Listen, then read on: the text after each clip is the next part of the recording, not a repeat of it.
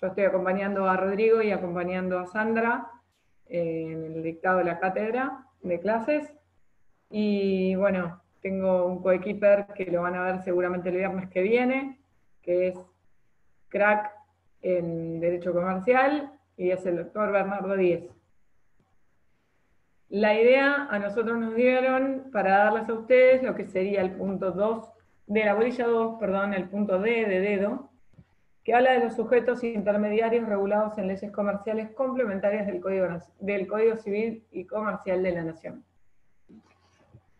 En ese sentido, yo me voy a permitir compartirles un pequeño PowerPoint que después, si quieren, se los mando a modo de apuntecito por el chat de la facultad, de la plataforma, o veo cómo subírselos, para que vayamos charlando y viendo la temática a abordar en esta noche. A ver, déjenme ver cómo era esto. Compartir pantalla. ¿Ven ahí? ¿Sí? Ok. Voy a ver si me deja hacer la como presentación, porque mi computadora es medio viejita y casera. Ahí está. Vamos a ver el tema de auxiliares de comercio. Cuando a ustedes se les menciona el auxiliar de comercio, piensan enseguida, seguramente, en alguien que intermedia o alguien que está en el medio entre dos personas que van a hacer o a concretar un acto de comercio. Por eso el auxiliar es quien de algún modo facilita la realización de todas esas operaciones mercantiles o actos de comercio. Viendo un poquito el programa, les hablaba, el programa les empieza hablando de la omisión en el nuevo Código Civil y Comercial de una enunciación equivalente a la del artículo 87 del Código de Comercio. Entonces me pareció prudente empezar por acá. El Código de Comercio, que rigió hasta el año 2015, decía en el artículo 87 que son considerados agentes auxiliares de comercio y como tales sujetos a las leyes comerciales con respecto a las operaciones que ejercen en esa calidad, los corredores, los rematadores o martilleros, los barraqueros y administradores de casas de depósito, los factores o encargados y los dependientes de comercio, y los acarreadores, porteadores o empresarios de transporte. Esta enunciación era bastante limitada, por eso con el correr de los años se fueron sancionando diferentes leyes que se complementaron al objeto de lo que era un auxiliar de comercio. Ejemplo, los despachantes de aduana, los agentes de transporte aduanero, o agentes o corredores de bolsa. Ejemplo de una de las leyes, la ley 17.811, que regula estos últimos auxiliares. Ahora bien, desde el 2015 hasta ahora, el derecho comercial, como vienen viéndolo con Rodrigo y con Sandra seguramente,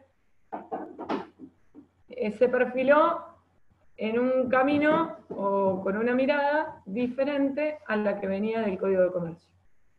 De mirar al comerciante como tal, se pasó a la mirada sobre el empresario o cuasi empresario, que podía llegar a ser el titular o usuario de una explotación comercial. De acto de comercio, de enfocar en el acto de comercio, el objeto hoy del Código Civil y Comercial está puesto en la actividad económica organizada, y consecuentemente el eje del derecho comercial hoy es la empresa.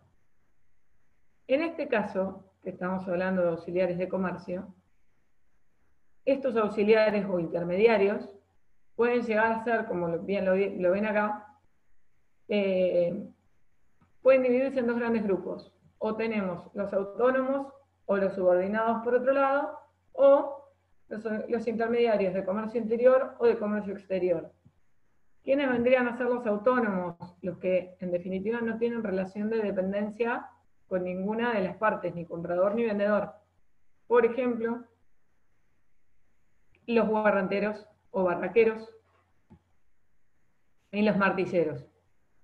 Los subordinados, por su parte, son los que van a tener cierta relación de dependencia con alguna de las partes.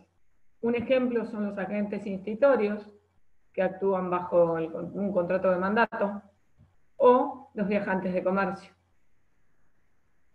Y consecuentemente de comercio interior o exterior, se van a poder dividir según la acción que haga ese auxiliar se haga fuera del comercio o dentro del mismo. Ejemplo, el agente institutorio que tiene zonas de venta de las pólizas, o el viajante de comercio al que se le asigna una zona prefijada y su labor la hace fuera del comercio de la persona con la que tiene ese vínculo de dependencia.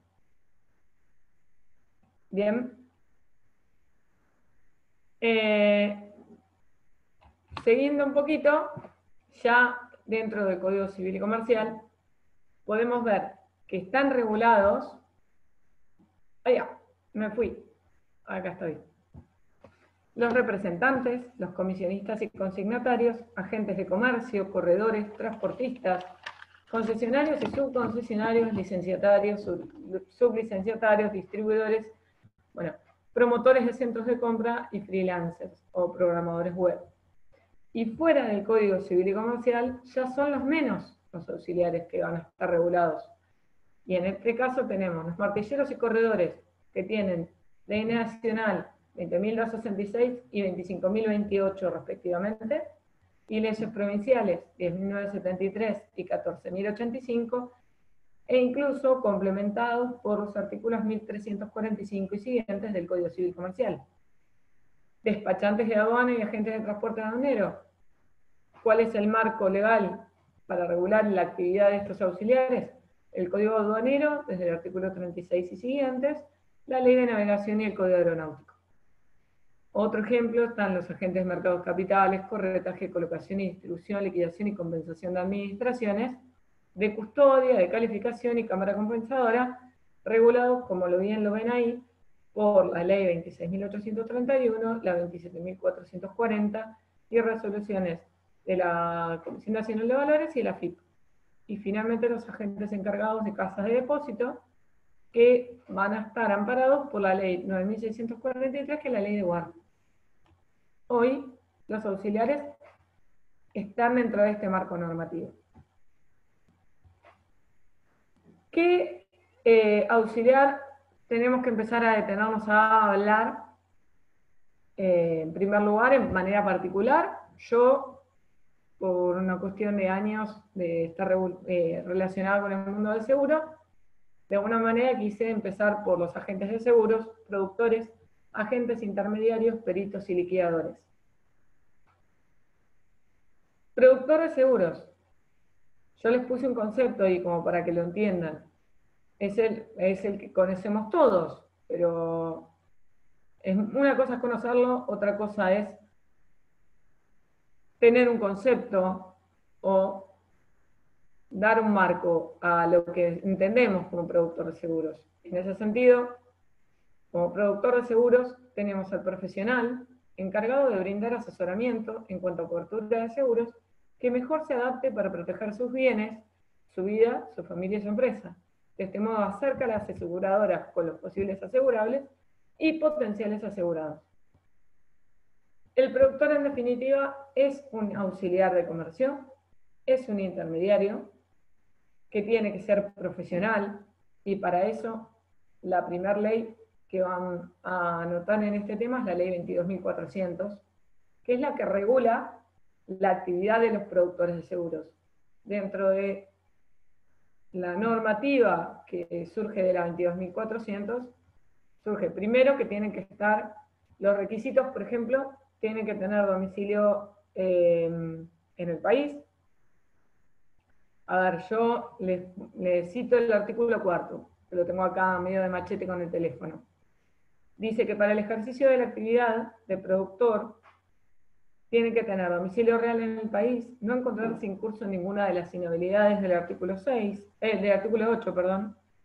Acreditar competencia ante la comisión instituida por el artículo 17, eso significa rendir un examen de conocimiento sobre el mundo del seguro para obtener la matrícula, abonar el derecho de inscripción, pagar la matrícula, e incluso, o sea, en definitiva, tengo domicilio real en el país, tengo competencia, no estoy incursa en ninguna de las inhabilidades que me dice la 22.400, artículos 8 y 9, y pago el derecho a rendir el examen, rindo el examen, obtengo la matrícula y ahí soy un productor de seguros. ¿Sí? ¿Me siguen hasta ahí?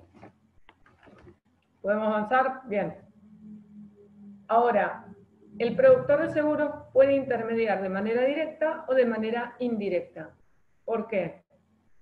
Porque puede el productor de seguros por sí mismo ser un productor asesor y a partir de ahí ejercer la actividad como tal, como también reunirse con un mínimo de 3 productores más y formar lo que cotidianamente nosotros conocemos, y seguramente todos les va a sonar familiar, un broker.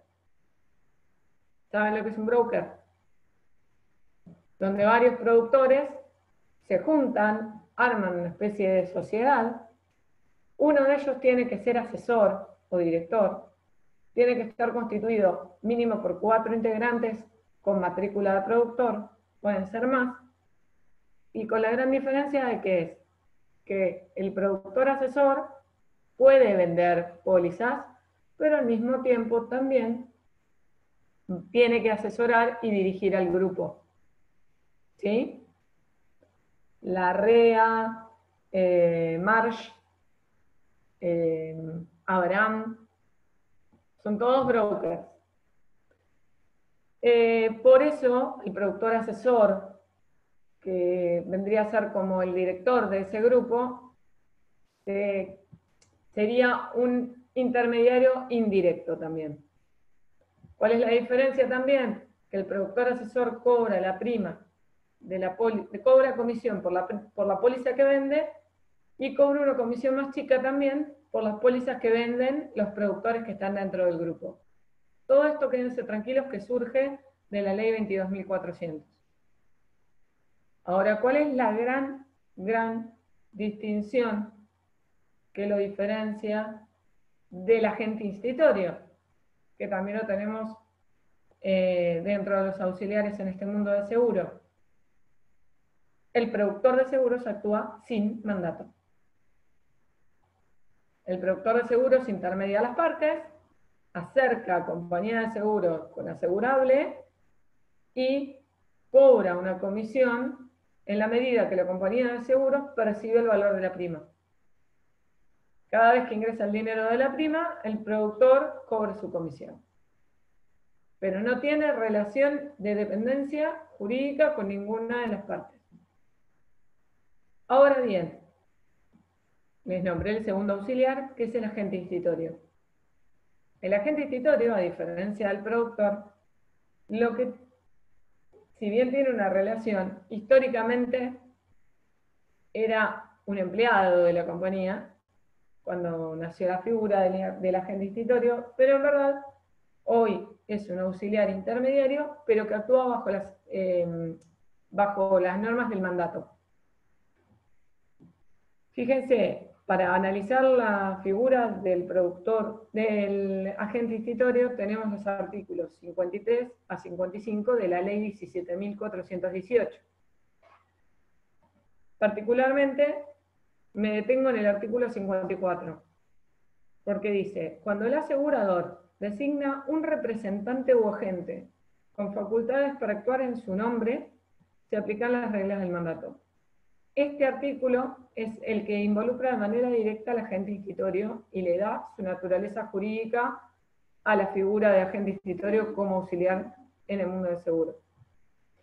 La facultad para celebrar contratos se autoriza también para pactar modificaciones o prórrogas, para recibir notificaciones y formular declaraciones de rescisión, salvo limitación expresa. Si el representante o agente de seguros es designado para un determinado distrito o zona, sus facultades se limitan a negocios o actos jurídicos que se refieran a contratos de seguro respecto de cosas que se hallen en el distrito o zona. o con las personas que tienen allí su residencia habitual. En esto tiene cierto tinte similar al del viajante de comercio en relación a que al agente institutorio se le puede dar una zona determinada. Y las operaciones comerciales que se generen por esa zona, al tenerla de manera determinada, prefijada y en cierto modo exclusiva, puede llegar a cobrar una comisión. El 53, el artículo 53, se refiere más a la figura del productor de seguros, porque dice que el productor o agente de seguro, cualquiera sea su vinculación con el asegurador, y ahí deja abierta la puerta al productor, autorizado por este para la mediación, solo está facultado con respecto a las operaciones en las cuales interviene para recibir propuestas de celebración y modificación de contratos de seguros, entregar los instrumentos emitidos por el asegurador, referente a contratos o sus prórrogas, y aceptar el pago de la prima si se halla en posesión de un recibo del asegurador. La firma puede ser facsimilar. Me detengo en esto un minuto, porque el productor de seguros tiene otra particularidad diferente del agente institutorio. Tiene la posibilidad de cobrar las primas, siempre que tenga un recibo oficial, según lo que dice la norma, de parte de la aseguradora. Y al productor de seguros se le pueden aplicar sanciones por su desarrollo o su inconducta profesional en la gestión. Ahora bien, esto es interesante, porque, por ejemplo, un ejemplo claro, alguna vez todos hemos tenido un seguro contratado por un productor al que le pagábamos la prima. Y en verdad, el productor recibe las primas de todos y después las rinde a la compañía. ¿Sí? ¿Me siguen ahí? Puede ocurrir, y podía ocurrir, por eso se reguló, que el productor cobre las primas, pero no las rinda a la compañía. Las retenga indebidamente. Tanto en ese caso como en un montón de situaciones que tienen de desarrollo la ley 22.400, de lo que se podrían denominar inconductas o faltas profesionales, puede ser el productor de seguros susceptible de una sanción.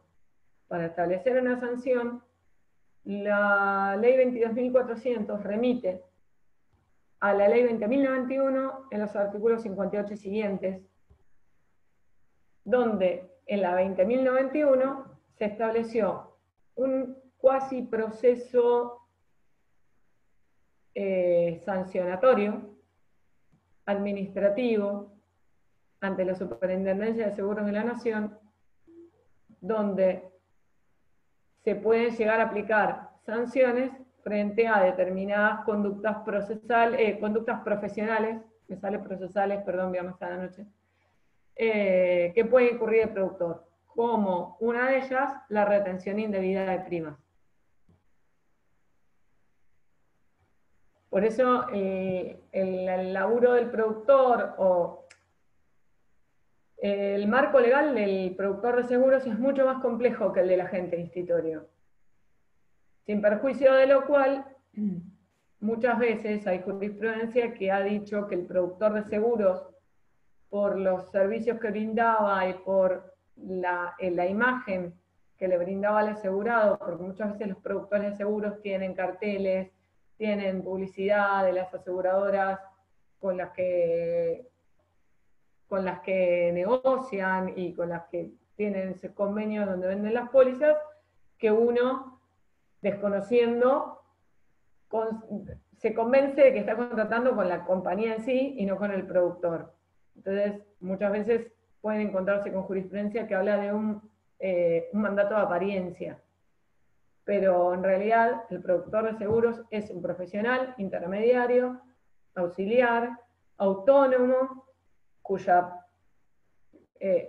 marco legal está dado por la 22.400, no tiene un vínculo con las partes, cobra una comisión por cada prima que se abone en virtud de un contrato que se concierte. Perdón, chicos, me escriben en el chat. A ver.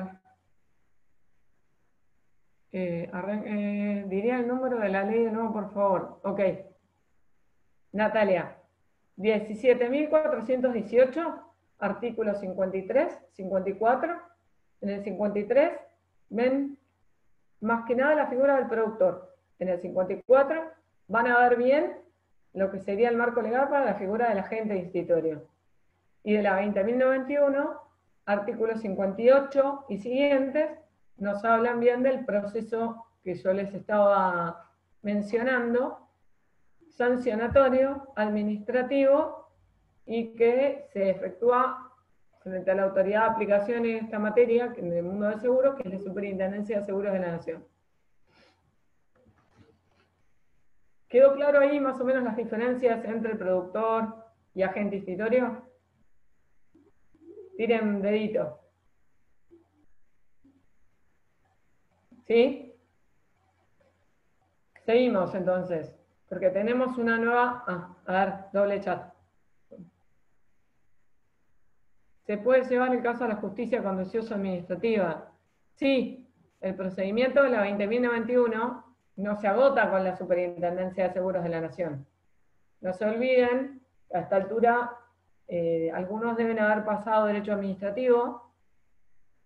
La superintendencia es un ente autárquico, con autonomía funcional, autarquía funcional. Bueno, esas palabras difíciles, y autonomía financiera, pero en definitiva, los actos que emite, las decisiones de la superintendencia que ella emite en virtud de estos procesos, como los que les mencionaba del 58 y siguientes de la 20.091, no son más que actos administrativos. Una vez que son notificados a las partes pueden emitir sus recursos, interponer los recursos y van a la Cámara Contencioso Administrativa. ¿Sí? Otra figura que nos surge como intermediario en el mundo del seguro es el famoso liquidador de siniestros y averías. Como les puse ahí, es un profesional, es intermediario. La diferencia es, está designado sí o sí por la aseguradora o la reaseguradora también. Y verifica dos aspectos. La primera, la real ocurrencia del siniestro y la extensión del daño. Bueno, perdón, la real ocurrencia del siniestro y la extensión del daño. Y luego emite el informe a la aseguradora en los términos también de los límites de cobertura que tenga la póliza que estuviera amparada sobre ese daño y sobre ese siniestro.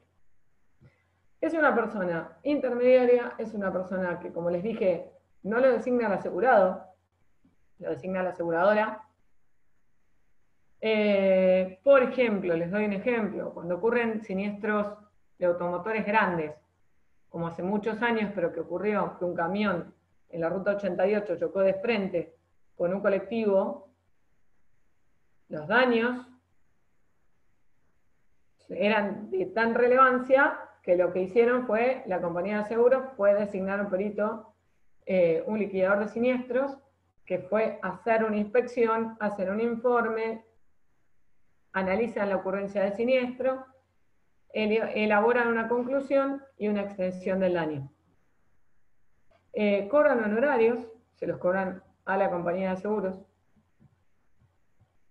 Y como les dije, no tiene relación de dependencia ni jurídica ni técnica con nadie.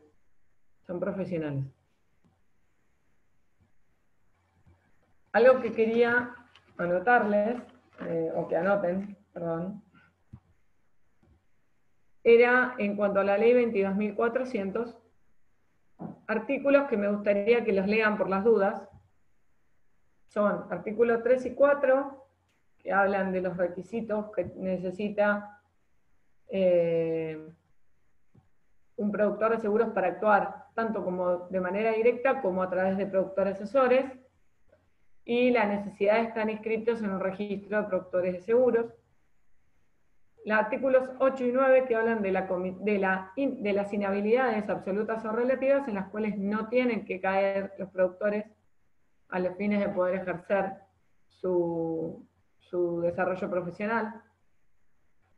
Y artículos 5 a 7 que un poco se los nombraba, que se refieren de la ley 22.400 a la comisión, la forma de percibir la comisión. A ver. Acá les puse, ¿ven? La normativa de la 17.418, artículos 53 a 55. Fíjense que el 54, que habla de agente institorio, tiene de correlato el 55 cuando menciona que en los casos del artículo anterior, el conocimiento del representante o agente equivale al del asegurador con referencia a los seguros que está autorizado a celebrar. Es un claro mandato. Acá tienen otro artículo que me resulta bastante relevante en materia de productor de seguros, que es el artículo 10. El artículo 10 habla más que nada sobre las funciones y los deberes que tienen que tener los productores de seguros y hace una distinción según se trate de productores asesores directos o los organizadores. Yo les puse algunos puntos que me parecían más relevantes. La primera función, el productor de seguros, tiene como función gestionar operaciones de seguros.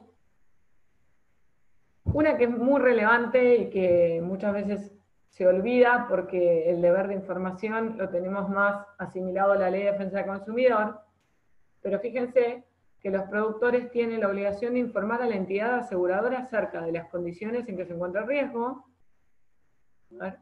y asesorar al asegurado a los fines de la más adecuada cobertura.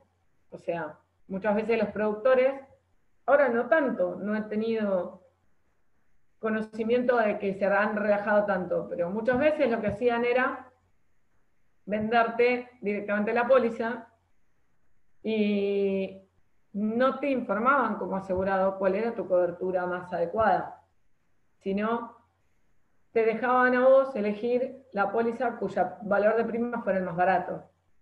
¿Sí? Hoy, por la 22.400, tiene la obligación a vos como asegurado de informarte cuál es la cobertura más adecuada y a la compañía de seguros, como intermediario que es de las dos partes, informarle cuál es el estado real del riesgo a asegurar. ¿Sí? Otra pauta tiene como obligación ilustrar al asegurado o interesado en forma detallada y exacta sobre las cláusulas del contrato, su interpretación y extensión, y verificar que la póliza contenga las estipulaciones y condiciones bajo las cuales el asegurado ha decidido cubrir el riesgo. Cuéntenme si conocen algún productor que les haya leído alguna vez a algún cliente las condiciones de cobertura como para hacérselas entender. Cuando las pólizas, yo que desde los 17 años estoy por una cuestión familiar en el mundo del seguro, siempre digo lo mismo, la póliza está escrita de manera tan compleja para que nadie la lea, porque hasta tiene letra chiquita. Jamás, bien Juan. Por ende, fíjense que todo este deber es una obligación a nivel profesional. Él como profesional tiene que instruir al asegurado acerca de las condiciones que surgen de la póliza, de la póliza que va a pagar el asegurado para cubrir un interés asegurable frente a un riesgo determinado. ¿Sí? Y no muchas ocasiones pasa. Y sobre todo, considerar que,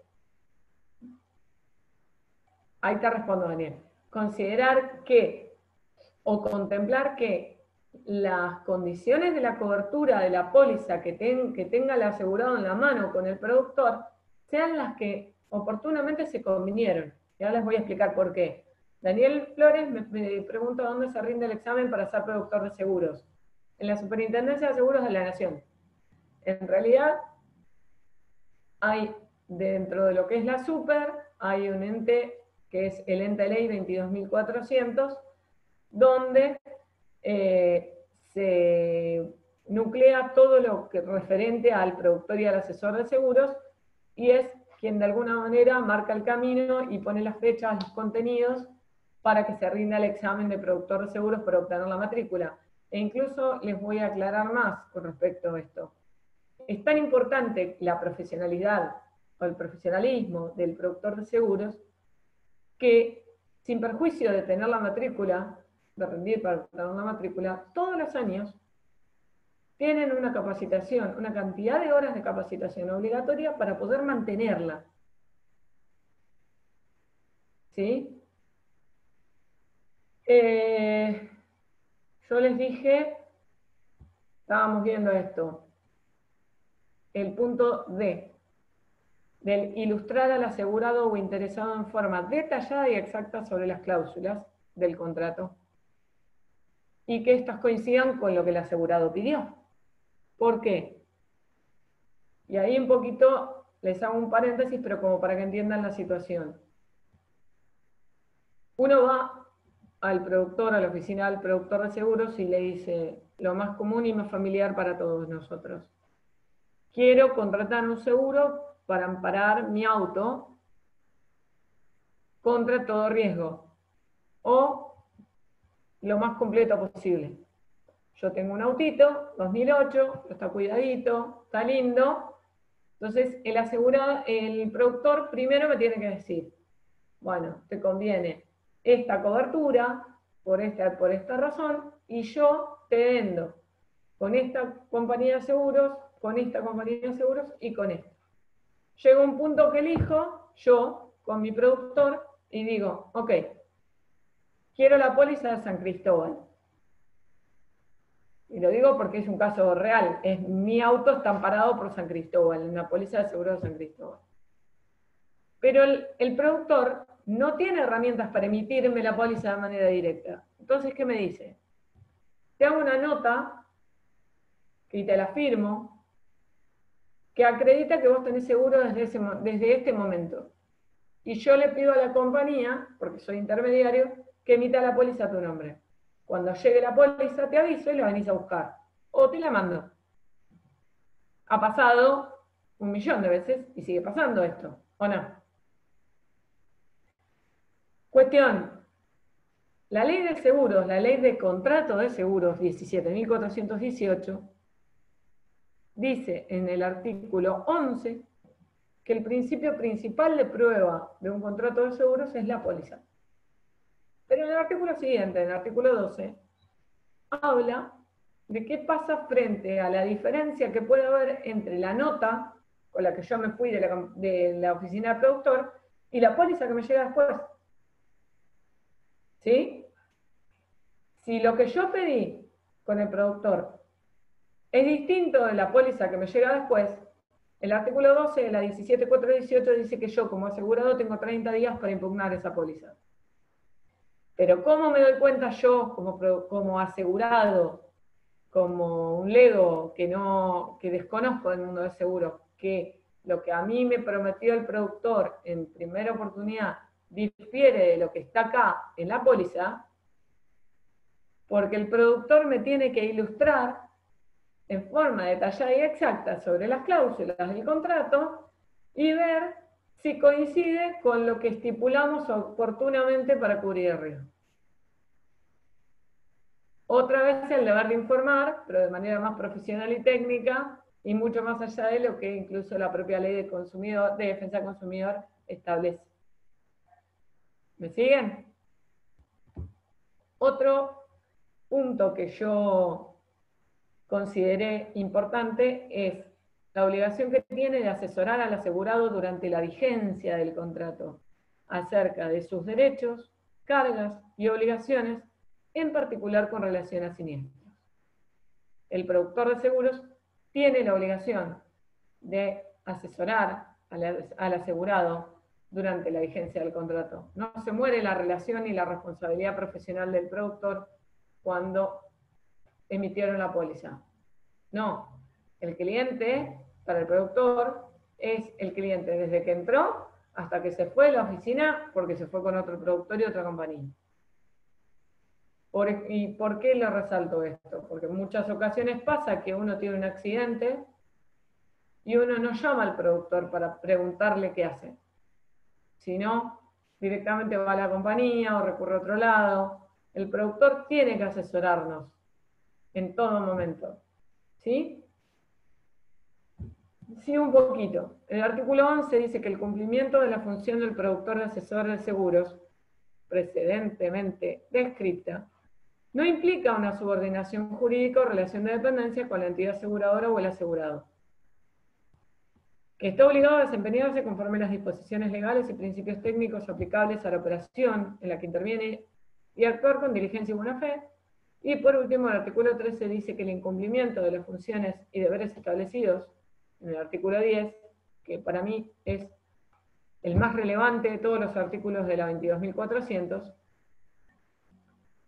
los hará pasibles de las sanciones previstas en el artículo, bueno, ahí me equivoco yo, fíjense que les dije 58 de la 20.091, pero no.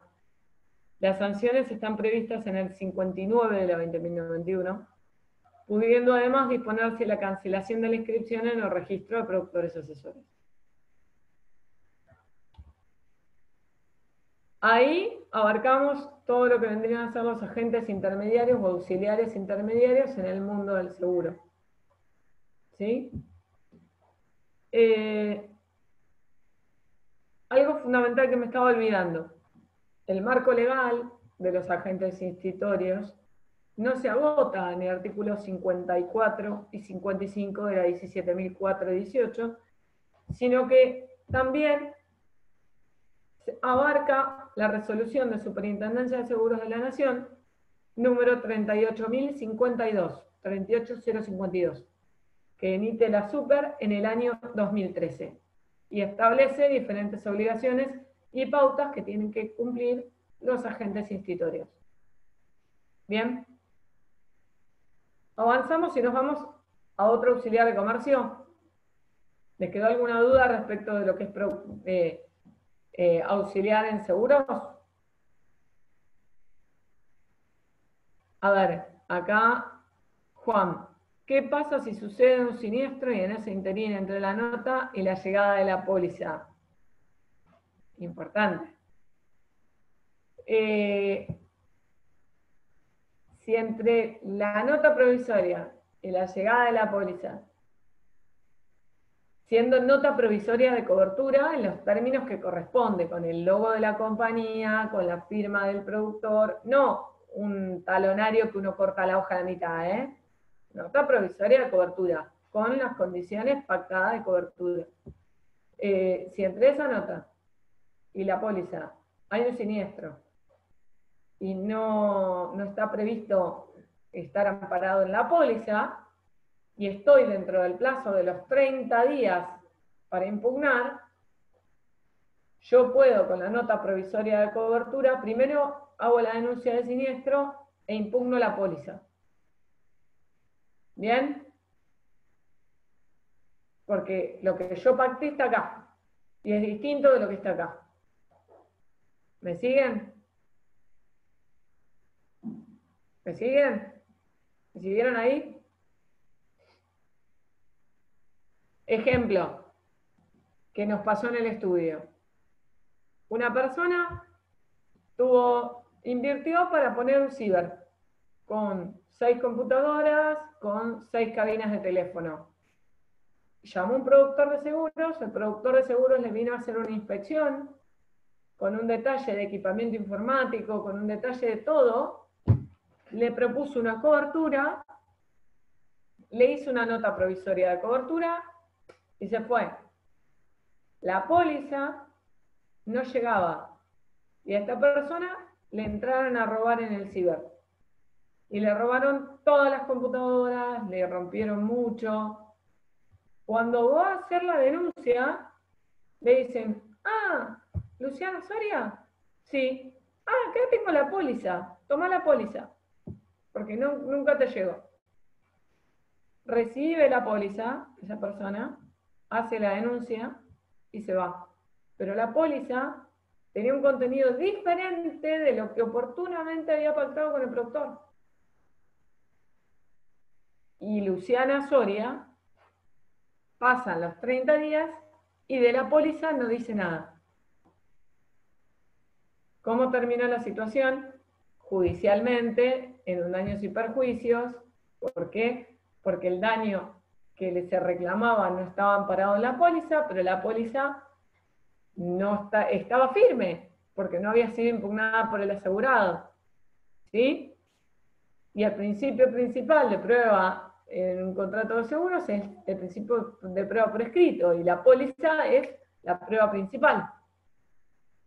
Por lo tanto, terminó en juicio demandando a la compañía y al productor de seguros por su responsabilidad profesional.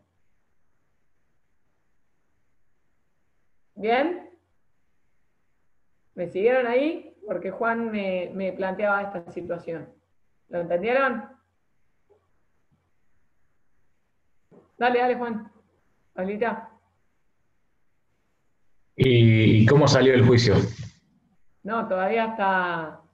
Falta. Porque el tema de lo que está discutido es la nota provisoria de cobertura, porque era muy blandita, era como les dije yo, o sea, agarro una hoja, corto y la uso acá un poquito y te la firmo. Entonces, está la interpretación de si esa prueba, si esa documental, importa una nota provisoria de cobertura en los términos del artículo 12. Es una cuestión que está elevada a criterio ya de vuestra señoría. En el caso de que se considere que el productor de seguros prometió algo solamente con los fines de que la persona firme y pague, en ese caso la responsabilidad sería personal de él, ¿o no? Exacto, Y exacto. estaría pasible de alguna sanción. Exacto, por eso yo te destaqué, bueno, les destaqué a todos que el artículo más relevante de la 22.400 que regula la actividad del productor de seguros es el artículo 10, que establece todas las obligaciones que tiene ese productor. Un caso típico que puede pasar, que el productor se quede con la prima y no la rinda en tiempo. Entonces, si mi póliza vence el 10 de cada mes, yo le pago el 5, pero como el productor tiene 50 clientes y las pólizas les vencen el 15, ¿qué hace? Junta las 50 primas hasta el 15 y rinde el 17. Entonces, mi póliza que vencía el 10, la plata que yo pagué el 5 a mi productor entra el 17 a la compañía. Esto pasaba, ahora está mucho más aceitado. ¿Por qué? Porque todo el que alguna vez tuvo un seguro o lo tiene un débito automático en la tarjeta, por lo general, o en la cuenta.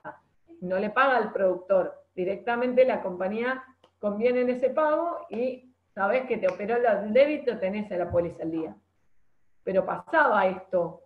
Entonces, ¿qué pasaba? La lectura para la compañía de seguros, yo que tenía el pago, ingresaba el pago el 17 o el 20 de cada mes, y mi póliza vencía el 10, yo nunca tenía cobertura. ¿Me entienden?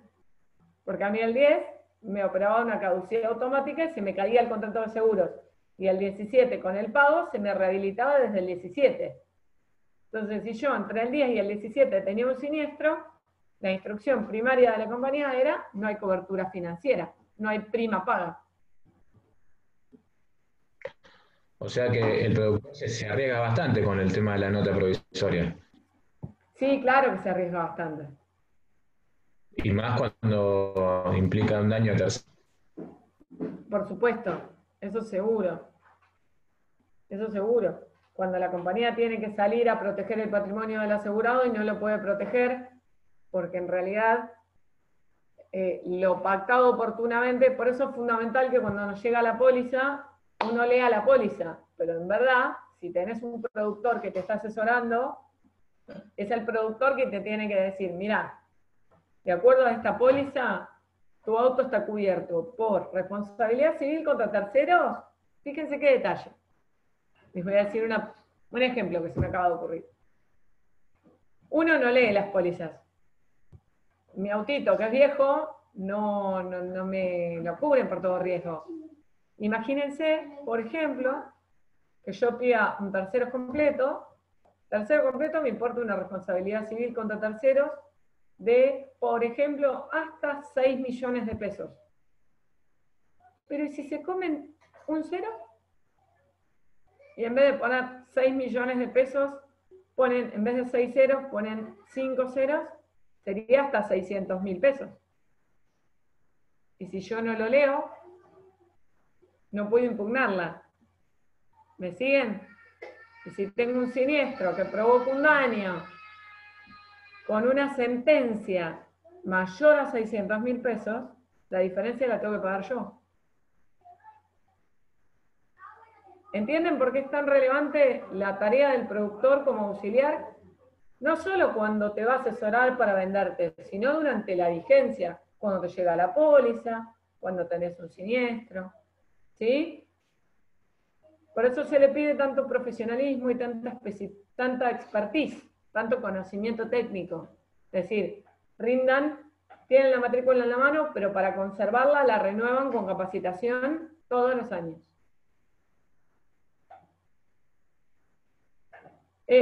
Daniel me pregunta, Guillermo me pregunta, ¿qué resolución era? Resolución de Superintendencia de Seguros de la Nación, 38.052. Daniel me pregunta, ¿el agente institutorio no cobra comisión? Sí cobra comisión. El agente cobra comisión, pero actúa bajo la apariencia del mandato.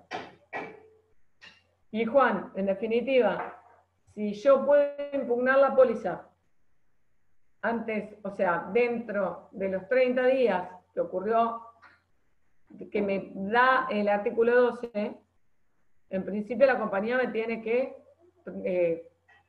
cubrir el siniestro, me tiene que proteger en mi patrimonio. Y en todo caso, se arreglará después con el productor. ¿Tiene alguna otra duda en la parte de seguros o seguimos? A ver. Sí, pero hay que hacer el curso, me parece. ¿Eh? Habría que hacer el curso. ¿Por qué? No, porque es un tema interesante que excede a la materia. Para mí es una pasión. Mi papá está en el mundo del seguro desde el año 72. Yo nací en el 80, así que imagínense que en mi casa de seguro se habla desde que tengo noción. Y empecé la facultad y empecé a estudiar, a trabajar con mi papá, que se dedicaba a seguros. Así que empecé a los 17, tengo 40, saquen la cuenta hace cuánto tiempo que estoy dando seguros o estudiándolo. Y es un tema que es súper relevante y no se le da tanta importancia, pero ya les aviso, se van a recibir abogados y lo primero que tienen que buscar es, cuando tengan algún caso, si hay una compañía de seguros atrás, porque ahí tienen la garantía, en primer lugar, de que van a cobrar un horario. Y eso es muy importante, porque las puertas del estudio tienen que seguir abiertas. Pablo me pregunta, si no impugné y judicializo, ¿la aseguradora es responsable solidaria con el productor? ¿Se demanda a los dos? Y en realidad, la compañía responde en el límite del contrato vigente. Si yo no impugno el contrato de seguros que me mandan dentro del plazo del artículo 12, ya el contrato es ese, y el límite de cobertura es el que surge de ese contrato. La compañía tiene que responder en la medida del contrato vigente. Yo tengo que dirigir la acción por la diferencia contra el productor de seguros, en todo caso. Pero es algo muy complejo. Hay diferentes opiniones. Sigo porque ya veo que se hacen las 9:05 y dentro de cualquier momento van a empezar a agachar cabezas o a desconectar cámaras. Es viernes a la noche. Quiero que tengan un pantallazo de esto. Ya de seguros vamos a hablar bastante en la segunda etapa. Pero vamos al próximo auxiliar. Para que se les haga divertido, les busqué una foto de la moneda y todo, miren. Los agentes de cambio. ¿Quiénes son los agentes de cambio? Les puse un concepto, un funcionario que interviene con carácter notarial o no, en todo cuanto se refiere a la contratación de efectos públicos y valores industriales o comerciales. Cuando hablan de agentes de cambio, les puse un ejemplo de la moneda. Es un auxiliar, es autónomo, intervienen en negociaciones y transferencia de valores públicos cotizables en bolsa y en cualquier operación o contrato de bolsa. tienen como funciones asesorar y también realizar transacciones en los mercados financieros. En este caso, yo les puse la ley 19.359, que es la que figura en el programa, pero cuando la vayan a leer se van a dar cuenta que establece una especie de procedimiento cuasi penal frente a diferentes inconductas de lo que podrían ser los agentes de cambio. Por eso también les agregué lo que es la normativa del Banco Central, porque la autoridad de aplicación en este caso, a diferencia de lo que es el mundo del seguro, va a estar en cabeza del Banco Central. Como características de estos auxiliares, se puede decir que pueden ser exclusivos o no, que tienen que hacer de esta su actividad habitual, pueden tener, al ser exclusivos o no, la posibilidad de tener una relación de dependencia o no, y si bien su actividad habitual tiene que ser agentes de cambio, subsidiariamente pueden también ser agentes de cobranza, pueden ejercer tareas de cobranza. Entonces, para que tengan un panorama nada más. Y nos quedan dos para charlar. Los viajantes de comercio y, a ver, los barraqueros o encargados de casas de depósito. Después, la otra primera gran parte del punto que estamos analizando, la van a ver con Bernardo seguramente el viernes que viene, por Zoom también, por esta aula. Cuando pensamos en viajantes de comercio, pensamos en pueblos. Yo por lo menos me imagino esos pueblos donde iba el viajante que llevaba lo que uno compraba o lo que uno vendía, o te tocaba la puerta, te promocionaba algo, y vos estabas en tu casa, y de acuerdo al grado de convicción que podía dejarte el viajante, vos terminabas comprando o no lo que tenía para ofrecerte. Entonces, de algún modo, el viajante de comercio ejercía dos funciones, una función de publicidad y una función de venta. Función de publicidad, ¿por qué? Porque era el que te tocaba el timbre de tu casa y era la cara visible y era quien te mostraba el producto, quien te ofrecía el producto, quien te ofrecía las formas de pago, quien te lo publicitaba, te decía lo bueno que era. Es más, un comentario un poco feminista que puedo llegar a hacer, pero lo que me acuerdo de chica, por ejemplo, de las famosas ollas Essen, que eran las que eran caras, que eran esto, que eran aquello, y más de una vez habían tocado en la puerta de mi casa. Vendedoras que te tocaban en la puerta y a mamá trataban de convencerla para que invierta en una olla de esa porque era para toda la vida. Y al mismo tiempo que te publicitaban todo esto, cumplían una función de venta. ¿Por qué? Porque tenían que convencerte de comprar el producto que ellos estaban vendiendo. Entonces, de algún modo, en este caso tenemos una persona que tenía una vinculación. ¿Se acuerdan que hablamos de los auxiliares autónomos o subordinados? En este caso, podemos claramente decir que este sería un auxiliar subordinado, porque tiene una relación de dependencia con la persona comerciante o industrial por la que él está cumpliendo su función en una zona determinada territorialmente. Entonces es un empleado dependiente que usa el comerciante para captar una clientela, para concertar o gestionar ventas fuera del establecimiento a donde está. Para eso, en ocasiones se le puede otorgar una zona prefijada o no. Por lo tanto, puede llegar a ser, si se le establece esa zona prefijada, exclusivo o no. Estos auxiliares intermediaban entre comprador y vendedor. Y nunca se provocaba ese contacto entre el comprador con el vendedor. La que te tocaba la puerta era una viajante de comercio o un viajante de comercio, pero vos nunca como comprador tenías el contacto directo con la empresa o con el industrial o con el comerciante que en definitiva era el que te estaba vendiendo el producto, pero te lo vendía a través del intermediario. Bien. La actividad de viajante de comercio, bueno, por toda esta introducción yo les puse un concepto ahí en el medio que dice que es un trabajador dependiente que hace su actividad habitual y principal, la de concertar negocios relativos al comercio o industria de sus empleadores, sean estos exclusivos o no, visitando fuera del establecimiento a potenciales compradores y recibiendo como contraprestación por parte del empleador el pago de una remuneración que se integra con comisiones. Ese me pareció que era el concepto más abarcativo de las características del auxiliar que estamos hablando. Primero, que es un trabajador dependiente, actúa por cuenta y orden de uno o más industriales, uno o más comerciantes, que ahora van a ver, como dice el artículo 1 de la 14.546, quedan comprendidos los viajantes, exclusivos o no, que haciendo de esta su actividad habitual y en representación de uno o más comerciantes o industriales, concierten negocios relativos al comercio o industria de su o sus representados mediante una remuneración. Y con esta particularidad, el viajante, salvo convenio escrito en contrario con su o sus empleadores, está autorizado a concertar negocios por cuenta de varios comerciantes o industriales, siempre que los mismos no compren las mercaderías de idéntica calidad y característica.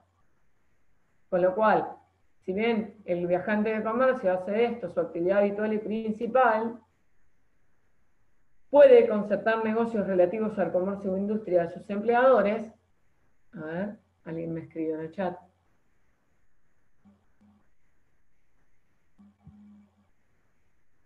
Dice, a ver, perdón chicos. Pablo Zafrano me pone, y enciclopedias. Es verdad, los viajantes que vendían enciclopedias a domicilio. Es cierto. Bien, Pablo, con esos recuerdos. Dice, las leyes que nombró las tenemos que estudiar en su totalidad o solo haciendo referencia a lo que usted nos marcó. A ver, chicos, estamos en cuarto año. Derecho comercial es cuarto año. Léanla la ley, pero de manera tal que les permita situar al auxiliar, en este caso al viajante de comercio, dentro de una figura jurídica y que les dé un marco. Por ejemplo, en este caso, las características de la figura del viajante de comercio, como trabajador habitual, la característica de que puede concertar los negocios, de que actúa por mandato, de que hace una prestación fuera de la industria, pero la exclusividad, como dice el punto 6 que les marqué ahí, exclusividad y concurrencia desleal, porque el trabajador puede representar a uno o varios empleadores, salvo que celebre un pacto de exclusividad con uno solo, obligándose a representarlo únicamente a él. ¿Y a qué se refiere con la concurrencia desleal? Con lo que decía el artículo primero, que tiene que vender productos de distintos comerciantes que no pueden tener idéntica calidad, porque sería una manera de competir entre ellos con una competencia desleal. Bien. Vender Avon, Natura, Amodel, claro, exacto. Exacto, lo que hoy tenemos, las vendedoras de Tupperware, de Avon, de Natura, de Amodel. Esto es todo enfocado desde mi lado femenino. Perdón a los varones, pero las mujeres me van a entender inmediatamente de lo que les hablo. A ver. Tupperware, palabras mayores, dice una. Bien, Paula. Bueno, volviendo a esto. Volvamos acá. El viajante de comercio. Como les dije, actúa por cuenta y orden de otro, industrial o comerciante. Por ende, actúa bajo las normas del mandato. Perdón.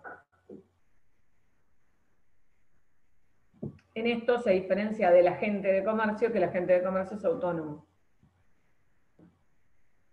Pero guarda, ¿qué pasa frente a la insolvencia del industrial o del comerciante? En ese caso, el viajante no es responsable de la insolvencia del comerciante o del industrial. Un punto, por ejemplo, en el artículo 2, yo les voy resaltando para que en este aspecto tienen que leer la ley.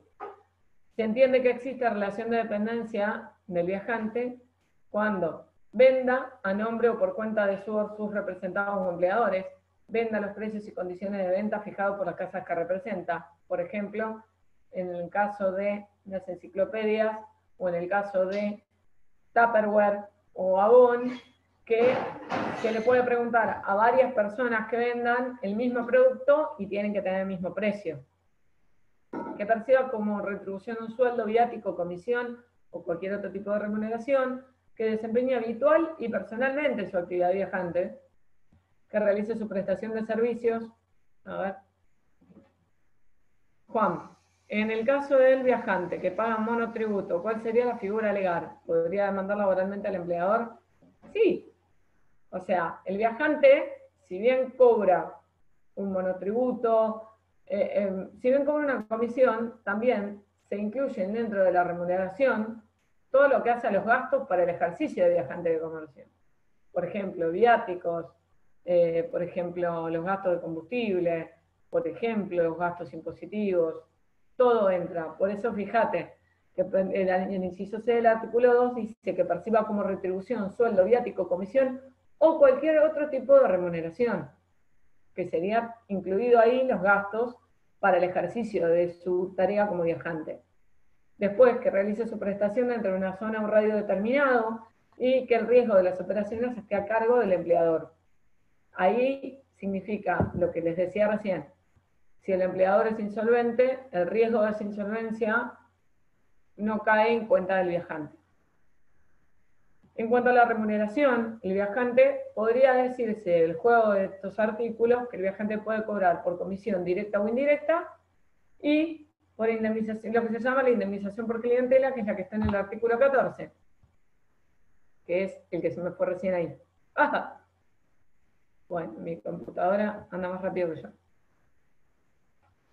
Fíjense, el artículo 5 al 8 dice que la base para la remuneración o para la comisión va a ser la nota de venta o pedido aceptado por los comerciantes o industriales,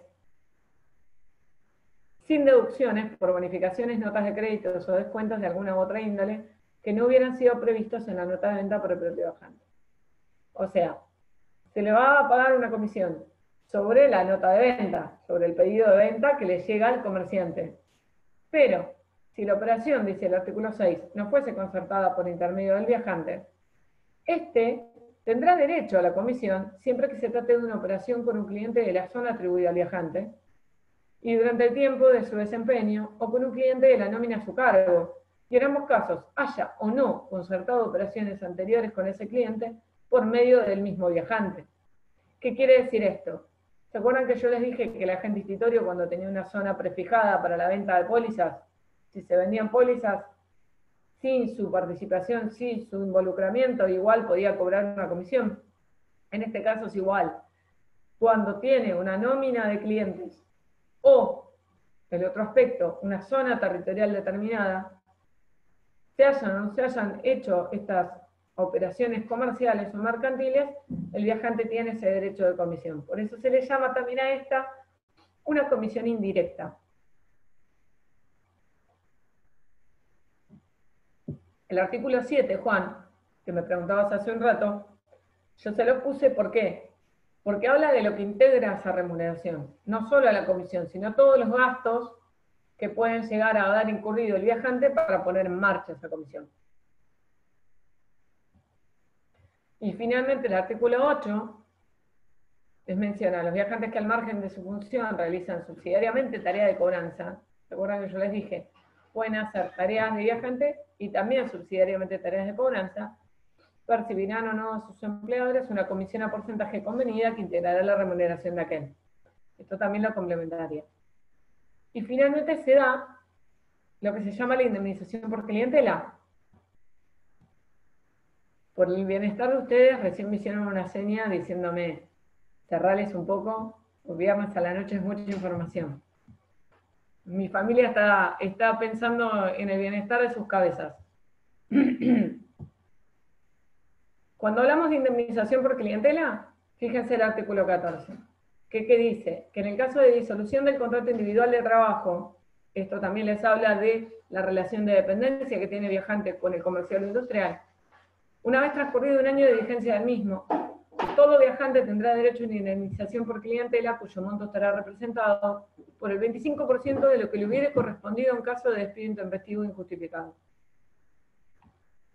Esta indemnización que percibirá el viajante o sus causavientes, cualquiera sea el motivo determinante de la disolución, bueno, no excluye las que le correspondan por los artículos, bueno, en este caso, imagínense que esta ley era de la época cuando el Código de Comercio estaba vigente.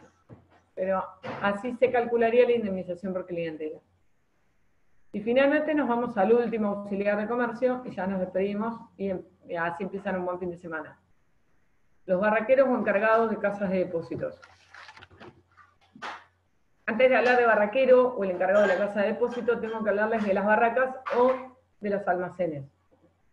La barraca es un almacén de depósitos de granos y frutos del país destinados al tráfico, o puede definirse de esa manera.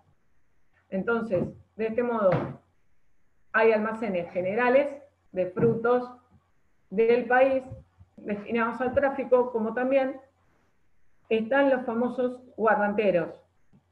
Los guardanteros, por eso la ley 9643 habla de warrants, son aquellos almacenes que tienen depósitos de mercaderías, pero que están autorizados por el Poder Ejecutivo para emitir warrants y certificados de depósitos. Los warrants dan derecho a retirar la mercadería. El que tiene en su poder un warrant tiene el derecho a retirar la mercadería del depósito del almacén guarrantero. Y el certificado de depósito es el que se tiene que presentar para retirar esa mercadería. En ese sentido, tenemos por inferencia lógica los barraqueros o encargados de esas casas de depósito. Estos tienen que tener como actividad principal la recepción, la guarda y la conservación. Fíjense, yo se los estoy diciendo un poco por arriba, pero también se los puse en concepto. El barraquero es el dueño o administrador de un almacén o una barraca. De un almacén guarrantero o una barraca. La barraca les puse el concepto que tenía y el almacén guarrantero también. El guarrantero puede ser un particular, el Estado o un organismo autárquico. Por ejemplo, la aduana. Y como actividad tiene que tener la recepción, guarda y conservación de bienes fungibles en depósito. Y esta actividad tiene que tener un grado de habitualidad. Como podrán inferir también, se van a aplicar las normas de los artículos de la ley 9643 de warrants, como también las normas del contrato de depósito, que surgen de la normativa del contrato de depósito. Y en este caso, y por último, a ver, perdón. Sí, voy a ver cómo subo el Power al campus. Tranquilo. Por último, quería hacerles mención y dejarles en materia de normativa en depósito lo previsto en los artículos 1376 y 1377 del Código Civil Comercial, que dice que los propietarios de casas de depósito son responsables de la conservación de las cosas depositadas, excepto que prueben que la pérdida, la disminución o la avería derivó de la naturaleza de dichas cosas, del vicio propio de ellas o de su embalaje, o de caso fortuito. Y establece la tasación de los daños por peritos arbitradores. Acuérdense que, como les dije, en los depósitos entran los elementos fungibles, mercadería fungible. Entonces, el empresario tiene que probar que la pérdida, disminución o avería deriva de la responsabilidad del guarrantero. O sea, hay un factor de atribución objetivo. En principio son responsables, salvo que se demuestre que por una cuestión de tiempo, de la naturaleza de las mercaderías, por vicio propio, por caso fortuito, se perjudicaron. Y el valor de reposición, que establece 1376, de esa mercadería dañada, tiene que ser sujeta a una prueba pericial de peritos arbitradores. Y por último, el 1377 también lo involucra al guarrantero, cuando dice que los propietarios de los almacenes mencionados en el 1376 tienen que dar recibo por las cosas que les son entregadas para su custodia, o warrants, en el que se describa naturaleza, calidad, peso, cantidad o medida, y permitir la inspección de las cosas recibidas en depósito al depositante o a quien éste indique. Y por último, ¿Esto en qué se traduce? En que el empresario tiene que documentar con exactitud los bienes dados en custodia, con una descripción acabada de todo, con el objeto de ¿qué? De restituir la misma cosa depositada. Y vendría a ser el principio de prueba por escrito de este contrato de depósito. ¿Para qué? Para no ser reclamado por el depositante con relación a los extremos descritos. Después, el depositante, por su parte, puede controlar en el momento de restitución de los bienes que los recibos coincidan con los bienes depositados. Y finalmente, se abre la posibilidad de inspeccionar en cualquier momento, por sí o por terceros en su nombre, del estado en que se encuentran las cosas depositadas.